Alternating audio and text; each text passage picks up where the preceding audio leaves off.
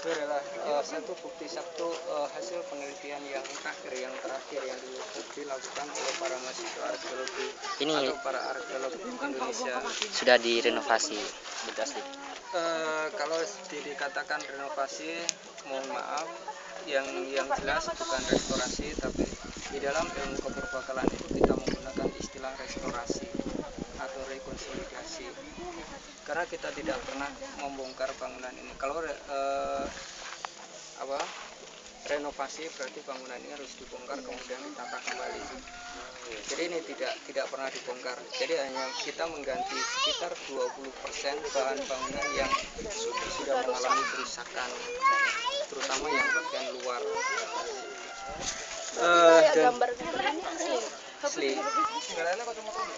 Di dalam ilmu keperbakalan yang kita tidak tahu bagaimana bentuk fisik bangunan, kita menggunakan pola acak untuk menyempurnakan satu bangunan yang tidak diketahui bentuknya. Jadi Bajang Ratu ini bentuk di bagian bawah ini kita masih belum tahu apakah bentuk seperti ini atau mungkin ada bentuk yang lain. Kemudian untuk besi-besi ini adalah hasil kerja orang Belanda untuk melestarikan bangunan ini. Bahan bangunan ini sendiri dikombinasi dengan batu andesit. Itu adalah versi pertama mengenai fungsi dari bangunan ini sendiri. Kemudian ada beberapa analisa lagi mengenai fungsi dari Bajang Ratu itu, yaitu menurut orang Belanda bahwa Bajang Ratu sementara berfungsi sebagai pintu masuk menuju ke kompleks bangunan suci.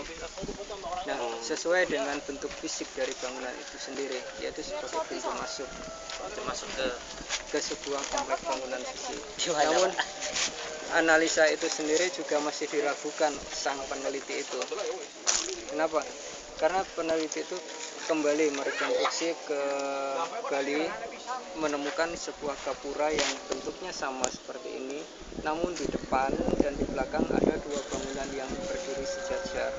Itu yang dikatakan sebagai pintu masuk menuju ke kompleks bangunan suci. Dan bangunan semacam ini atau yang bertipe paduraksa, letaknya pasti ada di tengah, karena bangunan ini adalah merupakan bangunan semi suci. Kalau di Bali disebut dengan Poliagung. Dan gapura yang berdiri di depan, paling depan adalah gapura yang bertipe bentar. Biasanya gapura bertipe bentar itu adalah gapura yang dipasang untuk masuk ke sebuah halaman, bukan ke sebuah kompleks yang lebih sakral.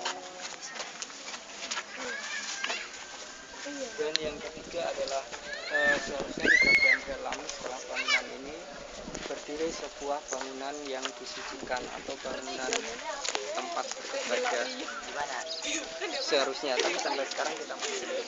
Ada dua bangunan yang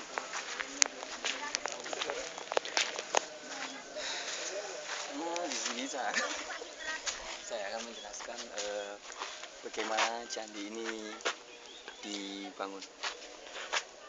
Candi ini dibangun oleh seorang raja. Bong ngawur dia. Ya, ada cewek senyum-senyum di sini. Mana? Oh, kenal. Ayo jalan berdua. Ada cewek. Yo, malu aku ada anak-anak.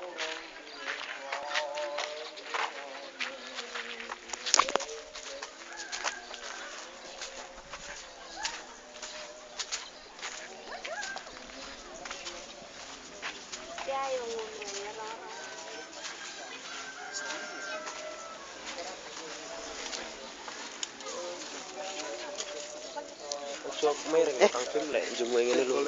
kolek anu simpas nirwana. Adalah 3 versi yang mengenai bangunan Bajang Ratu. Kemudian gambaran dari saya itu ada yang masih kurang jelas, silakan. Terima kasih, Pak. Atas informasi. Anak-anakku Oke, bajang artinya tidak jadi, kecil atau kerdil. Ratu adalah raja. Jadi raja yang tidak jadi. Raja yang tidak jadi adalah Jaya Negara. Sebenarnya bukan tidak jadi. Jaya Negara itu diangkat menjadi raja ketika usianya masih kecil, memang ya. Tapi ada yang mengatakan bahwa Jaya Negara itu adalah raja kecil. Itu memang betul. Tapi raja kecil pada waktu itu, dan ditulis di dalam Negara Kertagama, raja kecil itu adalah disebut dengan Kumara Raja, raja yang menguasai negara Bawan. Jadi di Majapahit itu mengenal Bri atau negara Bawan. Ada Bri Kauripan, Bri Wengker, Bri, dan itu adalah negara-negara Bawan yang diperintah oleh Kumara Raja atau Raja Kecil. Jadi di Majapahit mulai dari Jaya Negara itu sudah ada Raja Kecil yang nantinya setelah Raja Utama meninggal atau mungkin tidak layak atau sudah tidak mampu memimpin kerajaan utama, maka Raja Kumara Raja atau Raja Kecil ini yang akan menggantikan tugas dari Raja Utama. Tentunya Kumara Raja adalah orang-orang atau putra mahkota dari Majapahit itu sendiri, itu atau mungkin kerabat dari orang Majapahit, kerabat dekat dari sang raja itu yang disebut dengan Kumara Raja. Namun sampai sekarang masih banyak orang yang berpendapat lain bahwa Jaya Negara itu dianggap raja kecil. Padahal memang betul Jaya Negara itu diangkat menjadi raja itu ketika usianya kecil, sesuai yang disebut di Negara Kertagama, yaitu Kumara Raja atau Raja Kumara. Itu raja kecil, raja yang memimpin di negara Bawan. Yang nantinya kalau dulu tidak ada sekolah khusus pemerintahan, jadi sekolahnya harus langsung praktek seperti Kumara Raja tadi, yang tentunya dipimpin oleh orang-orang yang sudah mumpuni, yang sudah hafal betul tentang ketatanegaraan, yang sudah mampu menguasai ketatanegaraan pada waktu itu, sehingga nantinya ketika raja kecil ini menjadi raja utama, mereka tidak canggung untuk memimpin satu kerajaan yang besar. Contoh adalah Hayam Wuruk. Sosok Hayam Wuruk adalah sosok raja yang sukses dari raja-raja yang lain. Dan betul yang merintis adalah Tribhuwana, sang ibunda dari Hayam Wuruk itu sendiri. Dan yang paling berhasil adalah Hayam Wuruk bersama Gajah Mada. Yang juga dikenal dengan Gajah Mada dikenal dengan Sumpah Amukti Palapanya, yang menyatukan Nusantara. Awal penyatuan Nusantara itu sebenarnya bukan dari ide dari Gajah Mada, tapi Kertanegara dari Singasari. Itu adalah awal pencetusan penyatuan Nusantara. Karena sampai sejauh Majapahit, Singasari dan Majapahit itu tidak pernah bisa menyatukan Nusantara, baru Gajah Mada yang tampil melanjutkan apa yang dicita-citakan oleh Kertanegara. Jadi Kertanegara itu dalam menyatukan Nusantara hanya sekedar simbolis. Dengan sebuah upacara keagamaan sudah bisa mengakui bahwa Nusantara adalah wilayah dari semua kerajaan di Nusantara adalah wilayah dari satu Nusantara. Bukan Indonesia, waktu itu masih belum ada Indonesia, ada Nusantara. Itu dari awal dari Sumpah Amukti Gajah Mada. Karena apa? Kertanegara mempunyai tujuan menyatukan Nusantara. Pasti orang-orang Malang pasti tahu kenapa Kertanegara bisa mengatakan Kertanegara itu adalah penguasa dari wilayah timur, dan ini adalah gara-gara dari orang-orang Tiongkok, orang-orang Mongol yang ingin menguasai tanah Jawa. Seandainya orang-orang Mongol tidak datang ke tanah Jawa, maka tetap Singasari adalah Singasari. Singasari yang bukan tidak ada apa-apanya. Tapi setelah Mongol datang akan menguasai tanah Jawa, baru Kertanegara semua sifat sombongnya muncul sehingga mentasbihkan dirinya adalah penguasa dari timur. Sedangkan Kubilai Khan adalah mempunyai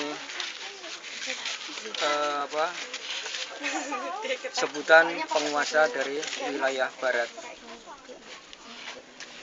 Untuk itu Kertanegara mempunyai sebutan penguasa dari wilayah timur. Itu awal dari penyatuan Nusantara, sehingga ada istilah Bhinneka Tunggal Ika juga. Nah, untuk satu kesatuan masyarakat Majapahit, di bangunan ini sendiri sudah ada simbol, yaitu simbolnya adalah dua binatang yang kepalanya disatukan atau dijadikan satu, dan kepalanya juga disamarkan menjadi kepala kala. Itu adalah simbol dari satu kesatuan masyarakat Majapahit atau simbol dari kegotong royongan masyarakat Majapahit. Nah, berdirinya Majapahit itu sendiri juga tidak lepas dari orang-orang Madura. Oh, Madura. Orang Madura. Karena apa? Raden Wijaya dalam pelariannya menuju Madura itu tidak banyak. Hanya orang-orang yang setia pada Raden Wijaya itu yang mengikuti Raden Wijaya. Ketika minta perlindungan pada Arya Wiraraja, yang datang ke Madura itu Raden Wijaya. yang istilahnya yang Majapahit. Sebelum Majapahit. Jadi sebelum Majapahit berdiri, Raden Wijaya itu lari karena kalah menang dengan Raja Gelang-Gelang. Maka Raden Wijaya itu lari ke Madura, minta perlindungan ke Arya Wiraraja. Nah, di sana disarankan untuk mengabdi kepada musuhnya, yaitu Raja Gelang-Gelang. Jadi musuhnya sendiri. Iya, Raja Gelang-Gelang itu tidak tahu bahwa Raden Wijaya adalah orang Singasari. Ketika sudah dipercaya, dan Arya Wiraraja menyarankan supaya minta tanah yang ada di Trik. Aduh, ya apa bingung wes. Trik itu sendiri sampai saat ini masih menjadi perdebatan. Apakah yang ada di Kabupaten Sidoarjo, Tarik dan Trik, di sana juga ada nama itu, atau Trik, kita masih belum tahu. Tapi di dalam negara Kertagama sudah dijelaskan bahwa awal Majapahit berdiri itu di hutannya orang Trik. Jadi hutannya orang Trik itu hutan itu luas. Jadi mungkin ada perbatasan hutan sampai sekarang ada penguasaan hutan Jombang, Mojokerto, Pasuruan, itu pasti ada seperti semacam itu. Jadi alasai wong Trik di situ dijelaskan di situ. Jadi bukan berarti hutan Trik. Jadi berdirinya Majapahit itu di hutannya orang Trik. Sampai saat ini masih belum bisa ditemukan. Di Madura itu banyak tentang kebudayaan yang berbau malah Jawa-Jawa gitu.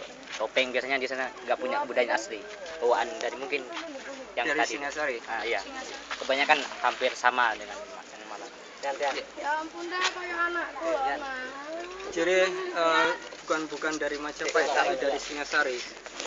Kerajaan Karena Singasari. Majapahit itu sendiri dibangun setelah Singasari hancur. Setelah Gelang-Gelang hancur, baru berdiri Majapahit. Dan di dalam negara Kertagama disebutkan bahwa Majapahit berdiri di tepi Sungai Brantas. Iya. Surabaya. Kita masih belum tahu lokasinya di mana, tapi yang jelas di tepi Sungai Brantas.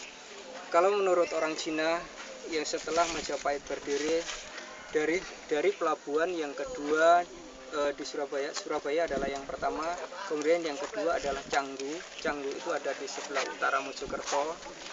Di sana dicatat orang-orang Cina atau Mahuan mencatat bahwa perjalanan dari pelabuhan Canggu ke Majapahit itu sekitar 1,5 hari berjalan kaki.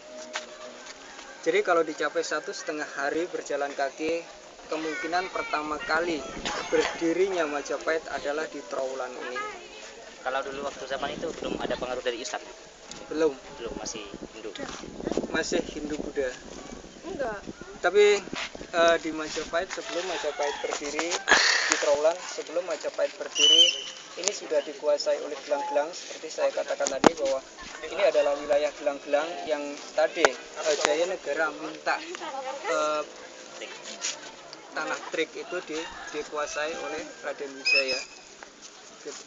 Kemudian Singasari sendiri juga pernah masuk ke Trowulan. Sebagai bukti orang Singasari masuk ke Trowulan adalah adanya makam panjang. Jadi di bawah kekuasaan Trowulan Singasari. Bukan di bawah kekuasaan Trowulan, tapi menguasai Trowulan juga. Menguasai. Iya, menguasai. Jadi Trowulan ini juga dikuasai oleh Gelang, juga dikuasai oleh Singasari. Oh, politiknya deh. Majapahit adalah orang yang pintar, sangat-sangat pintar. Politiknya adalah politik penipuan, taktiknya taktik penipuan. Siapa yang tidak pernah ditipu oleh orang Majapahit?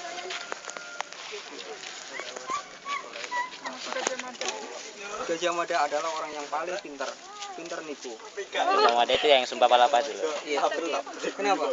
Raden Wijaya ketika menghancurkan tentara itu dengan taktik semacam itu, dia dimanfaatkan untuk menghancurkan gelang-gelang. Nah, setelah gelang-gelang hancur, Tartar dihancurkan oleh Raden Wijaya, dibantu oleh orang Madura. Kalau tidak dibantu oleh orang Madura, juga tidak akan berhasil. Karena orang Majapahit itu sendiri masih belum banyak. Hanya yang simpatisan Raden Wijaya itu yang ikut. Kemudian ketika sudah mencapai kesempurnaan Majapahit, mencapai kemakmuran, kolam segaran, legendanya adalah tamu dari mancanegara, tamu-tamu Majapahit dari mancanegara ketika diadakan perjamuan diletakkan di sekitar kolam segaran. Nah, konon yang peralatan makan yang terbuat dari emas itu setelah perjamuan selesai dibuang ke dalam kolam. Namun para tamu itu tidak akan tahu bahwa di dalam kolam itu sudah terpasang jaring. Setelah tamunya pergi, peralatan makan yang terbuat dari emas itu diangkat kembali. Oh. Itu adalah taktik yang jitu. Keren. Jayanegara ketika terjadi pemberontakan di Majapahit, Jayanegara pernah diselamatkan oleh pasukan Bayangkari yang dipimpin oleh Gajah Mada. Dengan dikatakan bahwa Jayanegara sudah meninggal di Bedandel, Bojonegoro. Namun ketika keadaan Majapahit tidak aman, baru Jayanegara dibawa dan menjadi raja utama kembali. Masyarakat Majapahit dan penggawa Majapahit tidak bisa berkutik dengan taktik Gajah Mada semacam itu. Longsornya Majapahit itu. Lengsernya Majapahit itu adalah gejolak dari dalam. Oh, jadi internal. Iya. Jadi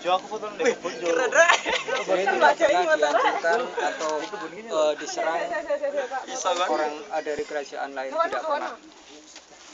Majapahit tidak jarang menyerang atau menjajah negara lain. Jadi negara-negara yang menjadi sekutu dari Majapahit itu adalah rata-rata kerajaan yang mengagumi, dan raja-raja di Nusantara itu rata-rata juga mempunyai keturunan dari Majapahit, dari Singasari Majapahit, dan dari kerajaan-kerajaan di Jawa ini. Aku kangen.